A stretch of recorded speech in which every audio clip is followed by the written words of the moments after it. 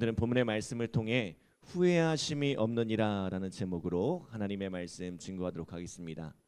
자, 사도 바울은 9장에서 11장에 이르기까지 이스라엘의 구원에 대해서 말씀하고 있습니다. 하나님의 아들 예수 그리스도를 십자가에 못 박고 그의 몸된 교회를 박해하는 이스라엘의 모습을 보면 그들은 마치 하나님께 버림받은 것처럼 보입니다. 마치 하나님의 구원에서 제외된 것처럼 보입니다. 그러나 하나님께서는 결코 이스라엘을 포기하지 않으셨습니다. 자, 하나님께서는 이스라엘을 구원하기 위해 남은 자들을 예비해 두셨습니다. 유대인 가운데서도 하나님의 말씀에 귀를 기울이며 복음에 순종하는 자들을 예비해 두셨다는 것입니다. 또한 하나님께서는 복음이 이스라엘 안에 갇히지 않도록 이스라엘의 눈과 귀를 가려 이방으로 복음이 퍼져가게 하셨지만 결국에는 그 마음에 시기하는 마음을 두어 이 복음으로 돌아오게 하실 것입니다. 그러므로 오늘 29절에 보면 이렇게 말씀합니다. 우리 29절 함께 읽겠습니다. 하나님의 은사와 부르심에는 후회하심이 없느니라. 아멘. 자, 하나님은 후회하지 않는 하나님이십니다. 여러분, 사람은 후회할 수 있습니다. 왜요? 미래를 알지 못하기 때문입니다. 이것이 최선의 결정, 최고의 결정이라고 선택했지만 지나보면 그것이 잘못된 결정일 때가 얼마나 많이 있습니까? 이 사람과 살면 평생 행복하리라 선택했는데 평생 왼수가 될지 어떻게 알았겠습니까?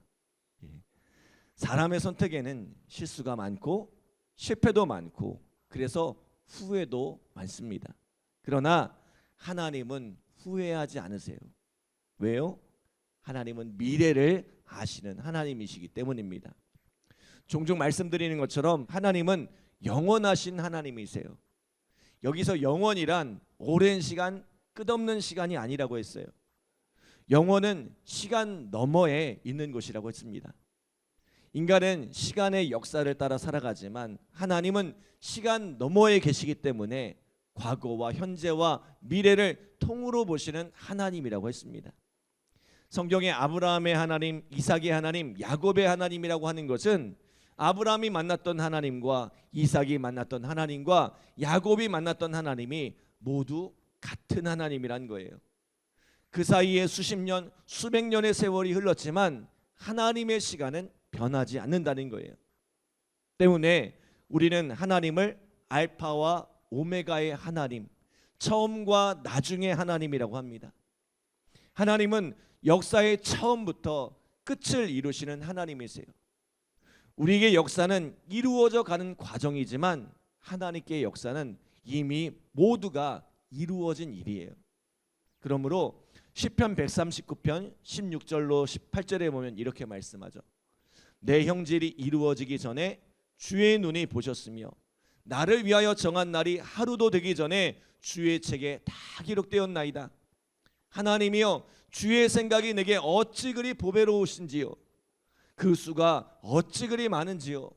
내가 세려고 할지라도 그 수가 모래보다 많도소이다. 내가 깰 때에도 여전히 주와 함께 있나이다.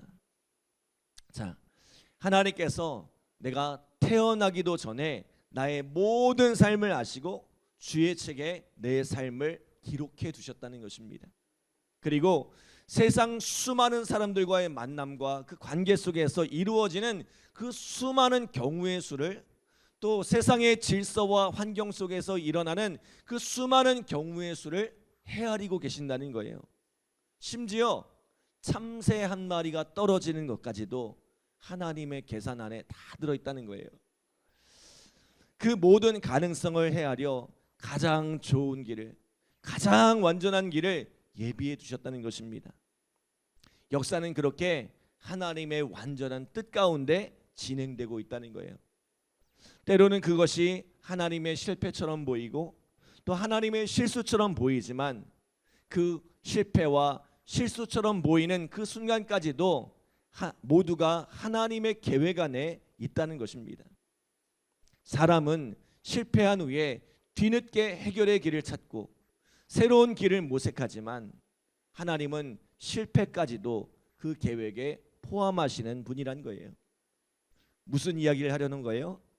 복잡한 이야기를 했지만 하나님께서는 이스라엘을 당신의 백성으로 택하신 것을 후회하지 않으신다는 거예요. 하나님께서는 이미 그들의 실패를 알고 계셨고, 그들이 하나님의 아들 예수 그리스도를 십자가에 못 박을 것도, 주의 몸된 교회를 박해할 것도 이미 다 알고 계셨다는 거예요. 그러나 하나님은 언젠가 이 이스라엘이 돌아오리란 것도 알고 계세요. 언젠가 그들이 복음에 눈을 뜨고 귀를 열어 마음으로 믿고 입으로 시인하여 구원에 이르게 되리라는 것을 알고 계세요. 그래서 하나님은 후회하지 않으세요. 그들의 실패뿐만 아니라 그들의 회복의 날들까지도 다 알고 계시기 때문입니다. 여러분, 예수님께서 베드로를 부르실 때 베드로가 예수님을 3번이나 부인하고 저주할 것을 모르셨을까요? 예수님은 베드로를 부르시던 그날에 이미 그가 예수님을 부인하는 그 날을 알고 계셨습니다. 그러나 베드로의 실패만을 아신 것이 아니라 베드로가 믿음을 회복하고 성령을 받아 교회를 이끄는 지도자가 될 것도, 사도의 삶을 사실 것도 보고 계셨습니다. 그가 복음을 전할 때 3,000명, 5,000명이 구원을 받는 것도 보셨습니다. 그리고 그가 주를 위하여 십자가에 거꾸로 매달려 순교하는 모습도 이미 보셨을 거예요. 예수님은 베드로의 모든 날을 알고 계셨어요. 때문에 예수님은 당신의 선택을 후회하지 않으셨습니다. 여러분, 우리를 향한 하나님의 부르심에도 후회가 없습니다. 지금 우리의 모습은 참 연약합니다. 쉽게 흔들리고 쉽게 넘어집니다. 하나님을 실망시켜 드릴 때도 너무나 많습니다. 그러나 하나님은 후회하지 않으세요. 왜요? 우리의 연약함과 실패를 다 알고 계실 뿐만 아니라 우리가 하나님 앞에 온전하게 서게 될 그 날도 이미 알고 계시기 때문입니다.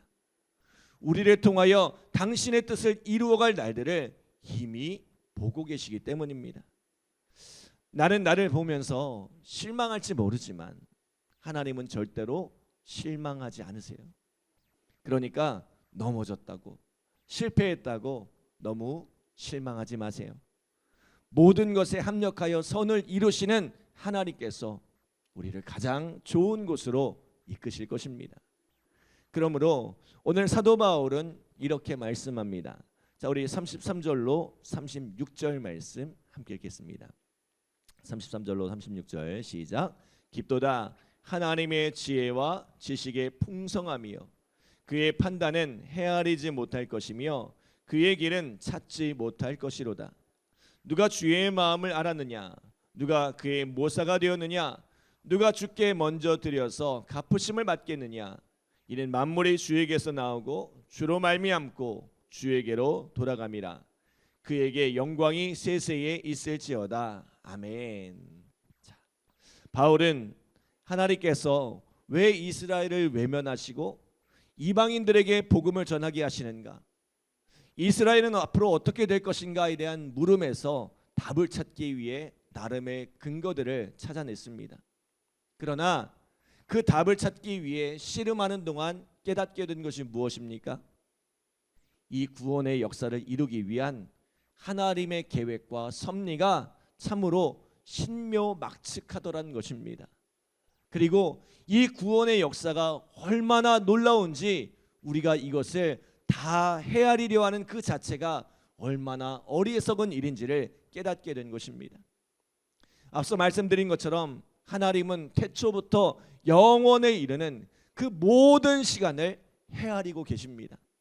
그리고 그 모든 날 동안에 이루어지는 모든 일을 다 헤아리세요. 그 모든 사람의 삶을 헤아릴 뿐만 아니라 참새 한 마리와 같은 작은 미물, 또 자연의 모든 변화까지 그 모든 것을 하나님의 계획과 섭리 안에서 이루어가고 있다는 거예요. 우리는 그 중에 아주 작은 일부를 헤아리는 것도 힘겨워합니다. 우리는 내 인생 하나 헤아리는 것도 버겁기만 합니다. 그런 우리가 역사를 주장하시는 하나님의 뜻을 온전히 헤아릴 수 있다고 생각하는 것은 우리의 오만이란 거예요. 그러므로 너무 알 수 없는 것들을 알기 위해 씨름하지 마세요. 너무 어려운 난제에 매달리지 마시기 바랍니다.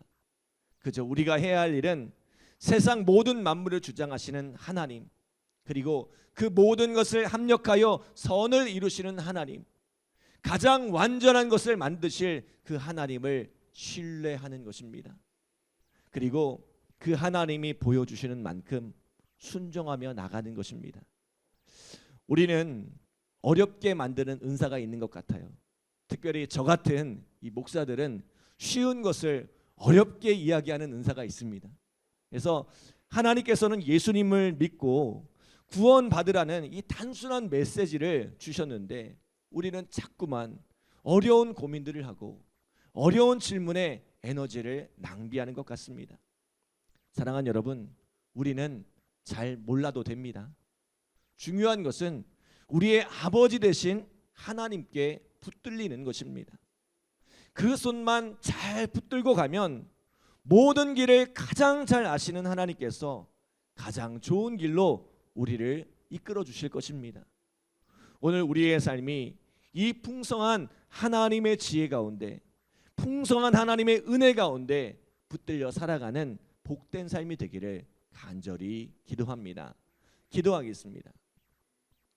하나님 감사합니다. 오늘 우리에게 귀한 말씀 주시고 말씀으로 우리의 삶을 또 돌아볼 수 있도록 인도하여 주심에 감사드립니다.